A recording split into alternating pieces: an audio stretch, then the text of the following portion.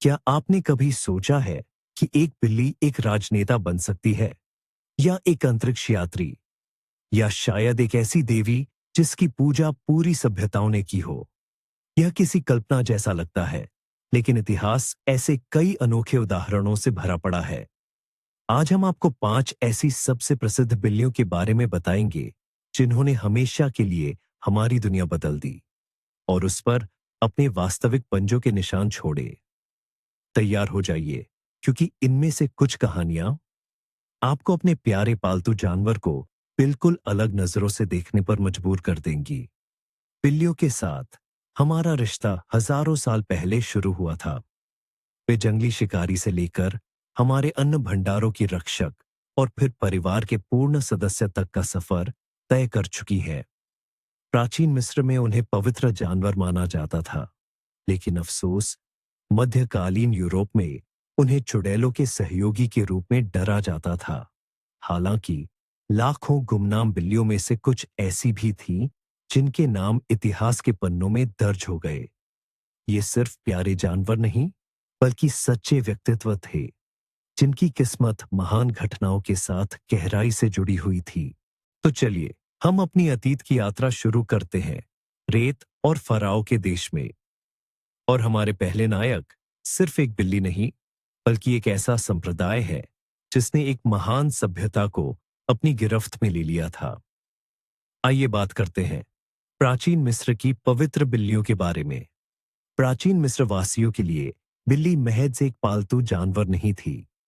यह देवी बास्टेट का जीवंत अवतार थी, जो उनके देवताओं में सबसे पूजनीय हस्तियों में से एक थीं। बास्टेट को बिल्ली के सिर वाली महिला के रूप में चित्रित किया जाता था, और वे आनंद, उल्लास, उर्वरता और घर परिवार की संरक्षक थीं। संक्षेप में, वे घर और परिवार की रक्षक थीं। यही कारण था कि उनके सांसारिक अवतारों यानी बिल्लियों के प्रति अगाध श्रद्धा रखी जाती थी। जरा सोचिए, किसी बिल्ली को चोट पहुंचाना, चाहे अनजाने में ही क्यों न हो, एक जघन्य अपराध माना जाता था। यूनानी इतिहासकार थियोडोरस सिसिलस ने लिखा है कि उन्होंने स्वयं देखा था कि कैसे एक गुस्साए भीड़ ने एक रोमन व्यक्ति को मार डाला था, जिसने गलती से एक बिल्ली को मार दिया था। कानून बहुत कठोर था और ऐसे कृत्य के लिए मृत्युदंड का प्रावधान था। लेकिन बिल्लियों के प्रति सम्मान उनकी मृत्यु के साथ समाप्त नहीं होता था, बल्कि इसके विपरीत। जब परिवार में किसी बिल्ली की मृत्यु होती थी, तो शोक के प्रतीक के रूप में घर के सभी सदस्य अपनी भौहें मुंडवा लेते थे, और स्वयं जानवर को ऐसे सम्मान से नवाजा जाता था जिस पर कई इंसान भी ईर्ष्या कर सकते थे। बिल्लियों का ममीकरण किया जाता था, उन्हें कीमती कपड़ों में लपेटा जाता था और विशेष ताबूतों में दफनाया जाता था। पुरातत्वविदों को बिल्लियों के पूरे कब्रिस्तान, नेक्रोपोलिस मिलते हैं, जहां लाखों ममीकृत बिल्लियां दफन हैं। ये एक सच्चा राष्ट्रीय पूजन था। तो आखिर क्यों इन्हीं को, मिस्रवासी बिल्लियों को, केवल उनके दिव्य संबंध के लिए ही नहीं, बल्कि उनकी व्यावहारिक सेवाओं के लिए भी महत्व देते थे? वे आदर्श शिकारी थीं, जो चूहों और अन्य कृंतकों से अनाज के भंडारों की रक्षा करती थी। और अनाज मिस्र की अर्थव्यवस्था की रीढ़ था। उनकी सुंदरता, स्वतंत्रता और शत्रुओं के प्रति उनकी क्रूरता में मिस्रवासी ऐसे श्रेष्ठ गुणों का प्रतिबिंब देखते थे जो देवताओं के योग्य थे। अब मिस्र की धूप से नहाई धरती से हम दूसरे विश्व युद्ध के दौरान अटलांटिक के तूफानी और बर्फीले पानी की ओर रुख करते हैं। यहाँ हम एक ऐसी बिल्ली की कहानी जानेंगे जो समुद्र की सच्ची किंवदंती बन गई। उसका नाम था कभी न डूबने वाला सैम। शुरुआत में इस काले सफेद बिल्ली का नाम ऑन्स्कर था, और वह जर्मन के शक्तिशाली युद्धपोत बिस्मर्क पर अपनी सेवा दे रहा था। मई 1941 में एक भयंकर लड़ाई के बाद ब्रिटिश नौसेना ने बिस्मर्क को डुबो दिया। 2000 से ज्यादा नाविकों में से केवल 100 से कुछ ही ज्यादा लोग बच पाए, और उन्हीं में से एक था हमारी बिल्ली ऑस्कर, जो एक लकड़ी के टुकड़े से चिपका हुआ था। उसे ब्रिटिश विध्वंसक कोसैक के नाविकों ने बचाया। उन्होंने उसकी राष्ट्रीयता पर कोई सवाल नहीं उठाया और खुशी खुशी उसे अपने जहाज पर ले लिया। साथ ही एक नया नाम भी दिया, इस तरह वे ब्रिटिश नौसेना का सदस्य बन गया, लेकिन कोसैक पर उसकी सेवा भी ज्यादा देर तक नहीं चली। केवल कुछ महीनों बाद इस विध्वंसक को एक जर्मन पनडुब्बी ने टॉर्पीडो से उड़ा दिया और वह डूब गया। और एक बार फिर कुछ बचे हुए लोगों में हमारा यह रोमिल नायक भी शामिल था। इस दूसरी चमत्कारी बचाव के बाद उसे विमानवाहक पोत आर्क रॉयल पर भेज दिया गया। दल उसे अपना शुभंकर मानने लगा था, लेकिन अफसोस, दुर्भाग्य उन जहाजों का पीछा नहीं छोड़ रहा था जिन पर वह सेवा देता था। जल्द ही आर्क रॉयल भी एक टॉर्पीडो हमले में डूब गया। बचाव दल ने बिल्ली को एक मलबे पर तैरते हुए पाया। जैसा कि एक रिपोर्ट में बताया गया था, वह नाराज था पर पूरी तरह से सुरक्षित। इसके बाद यह तय किया गया कि बिल्ली ने अपनी सभी 9 जिंदगियां समुद्र में ही गुजार दी है। उसे सम्मानपूर्वक सेवा मुक्त कर किनारे पर भेज दिया गया, जहां उसे अपना मशहूर उपनाम मिला, कभी न डूबने वाला सैम। उसने बेलफास्ट के नाविकों के घर में शांति से अपनी बाकी जिंदगी बिताई और अविश्वसनीय भाग्य और जीने की इच्छा शक्ति का प्रतीक बन गया। आइए समुद्री युद्ध के मैदानों को पीछे छोड़कर अपनी नजरें ऊपर सितारों की ओर उठाए, क्योंकि हमारी अगली नायिका अंतरिक्ष की एक सच्ची विजेता है। मिलिए फेलिसिट से। जब सोवियत संघ और अमेरिका के बीच अंतरिक्ष दौड़ अपने चरम पर थी, तब अन्य देश भी अज्ञात को जानने में अपना योगदान देना चाहते थे। फ्रांस भी इससे अछूता नहीं था। 1900 में फ्रांसीसी वैज्ञानिक एक मिशन की तैयारी कर रहे थे, जिसका उद्देश्य जीवित प्राणी के मस्तिष्क पर भारहीनता के प्रभाव का अध्ययन करना था। और इस महत्वपूर्ण भूमिका के लिए उन्होंने चुना एक बिल्ली को। 14 उम्मीदवारों में से जो कड़ी चयन प्रक्रिया से गुजरी, सबसे अच्छी एक साधारण काली सफेद पेरिस की सड़कों पर मिली आवारा बिल्ली निकली। उसे फेलिसिट नाम दिया गया। 18 अक्टूबर 1923 को एक लॉन्च रॉकेट ने उसे लेकर जाने वाले कैप्सूल को 150 किलोमीटर से अधिक की ऊंचाई पर पहुंचाया। पूरी उड़ान लगभग 15 मिनट तक चली और इस पूरे समय उसके मस्तिष्क में लगाए गए इलेक्ट्रोड पृथ्वी पर सबसे महत्वपूर्ण डेटा भेजते रहे। फेलिसिट उपकक्षीय उड़ान से सुरक्षित लौट आई, अंतरिक्ष में जाने वाली पहली और एकमात्र बिल्ली बनकर। वह एक राष्ट्रीय नायिका बन गई।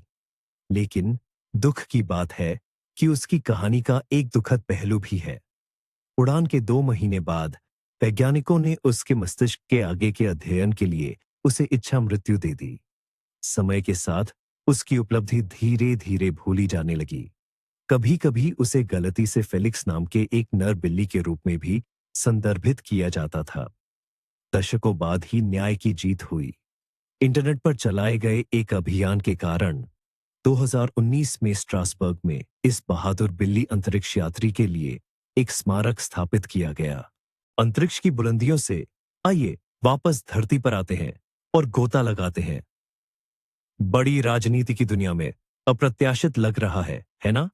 लेकिन हमारा अगला नायक यह साबित करता है कि बिल्लियां भी यहां अपनी जगह बना सकती है। मिलिए, ये है स्टब्स, एक बिल्ली। ये कहानी 1977 में अलास्का के एक छोटे से शहर टॉकितना में शुरू हुई।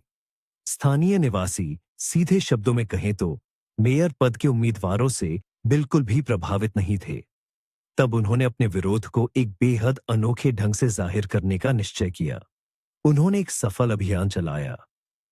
एक बिल्ली के बच्चे को चुनने के लिए भूरे लाल रंग के पूंछहीन बच्चे को, जो दुकान की पार्किंग में एक डिब्बे में मिला था, स्टब्स नाम दिया गया, जिसका अर्थ है ठूंठ। और यह मजाक इतना आगे बढ़ा कि स्टब्स सचमुच मांद मेयर बन गया और लगभग 20 साल तक इस पद पर रहा। उसका दफ्तर शहर के मुख्य स्टोर में था, जहां वह रोजाना आगंतुकों से मिलता था। कहा जाता है कि उसका पसंदीदा पेय कैटनिप युक्त पानी था, जिसे उसे वाइन के गिलास में परोसा जाता था। लेकिन यह केवल एक मजेदार कहानी नहीं थी। स्टब्स टॉकितना का प्रमुख आकर्षण बन गया। दुनिया भर से पर्यटक इस दूरस्थ कस्बे में केवल बिल्ली मेयर को देखने आते थे। उसने अपने क्षेत्र को भारी प्रसिद्धि दिलाई और इससे भी महत्वपूर्ण बात यह है कि पर्यटन से अच्छा खासा राजस्व भी कमाया। स्टब्स ने साबित कर दिया कि एक अच्छा नेता बनने के लिए भाषण देना जरूरी नहीं है। कभी कभी बस बहुत प्यारा होना और खुद को सहलाने देना ही काफी होता है। राजनीति की दुनिया से अब हम व्यापार जगत की ओर बढ़ते हैं, जहां एक छोटी सी बिल्ली ने एक सच्चा आर्थिक चमत्कार कर दिखाया। हमारी आज की अंतिम पर सबसे खास हीरोइन एक ऐसी बिल्ली है जिसने अकेले दम पर एक पूरी इंडस्ट्री को बचा लिया। उसका नाम था तामा। यह घटना जापान की है। किशिगावा नामक एक छोटी रेलवे लाइन पूरी तरह से दिवालिया होने के कगार पर थी। यात्रियों की संख्या इतनी कम हो गई थी कि इस लाइन का अंतिम स्टेशन किशी बंद होने और स्टाफ हटाए जाने की तैयारी में था। सब कुछ खत्म होता दिख रहा था। तभी कंपनी प्रबंधन ने एक हताशा भरा, लगभग पागलपन जैसा कदम उठाया। लोगों और यात्रियों का ध्यान आकर्षित करने के लिए उन्होंने आधिकारिक तौर पर एक स्थानीय त्रिरंगी बिल्ली तामा को स्टेशन मास्टर नियुक्त किया। तामा वहीं पास में रहती थी और अक्सर ट्रेनों का स्वागत करती थी। वेतन के बजाय उसे जीवन भर के लिए भोजन का पूरा कोटा दिया गया और उसका मुख्य काम का प्रतीक बनी एक छोटी सी, खास तौर पर सिलवाई गई वर्दी वाली टोपी। इसके बाद जो हुआ वह हर उम्मीद से बढ़कर था। स्टेशन मास्टर बिल्ली की खबर पूरे देश में आग की तरह फैल गई। पूरे जापान से और यहां तक कि विदेशों से भी लोग किशी स्टेशन पर तामा को उसकी टोपी में देखने के लिए उमड़ पड़े। जो लाइन घाटे में चल रही थी वह अचानक अविश्वसनीय रूप से लाभदायक हो गई। अनुमान है कि अपनी सेवा के वर्षों में तामा ने इस क्षेत्र की अर्थव्यवस्था में 1 अरब येन से अधिक का योगदान दिया। वह एक राष्ट्रीय नायिका बन गई। इस बात का प्रतीक कि कैसे लीक से हटकर सोच और थोड़ा सा बिल्ली का आकर्षण एक सच्चा चमत्कार कर सकते हैं। तो बस एक पल के लिए रुकिए। भगवान, सैनिक, अंतरिक्ष यात्री, मेयर और बड़े अधिकारी और ये सब बिल्लियां थीं। इन सभी कहानियों में सबसे हैरान करने वाली बात यह है कि कैसे हमारे ये साधारण से पालतू जानवर कुछ बहुत खास बन गए। वे सिर्फ जानवर नहीं बल्कि प्रतीक बन गए। युद्ध के मुश्किल दौर में अनसिंकेबल सैम नाविकों के लिए उम्मीद और दृढ़ता का प्रतीक बना। स्टब्स ने दिखाया कि राजनीति भी मजेदार और ईमानदार हो सकती है, भले ही मजाक में ही क्यों ना हो। और तामा ने तो यह साबित कर दिया कि एक छोटा सा जीव भी आर्थिक चमत्कार कर सकता है।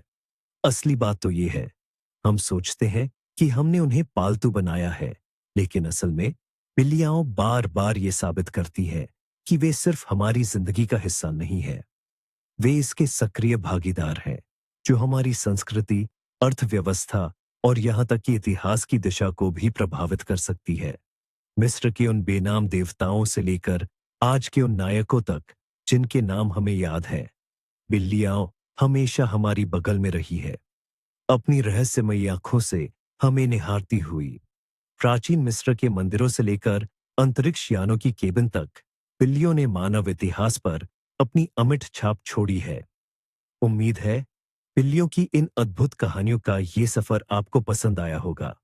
अगर ऐसा है तो वीडियो को लाइक करना और चैनल को सब्सक्राइब करना न भूलें, ताकि आप ऐसी नई और दिलचस्प कहानियां मिस न करें। तो इन सभी बिल्ली वाली कहानियों में से आपको सबसे ज्यादा कौन सी पसंद आई? या हो सकता है कि आप किसी और महान बिल्ली की कहानी जानते हो जिसके बारे में हमें बताना चाहिए।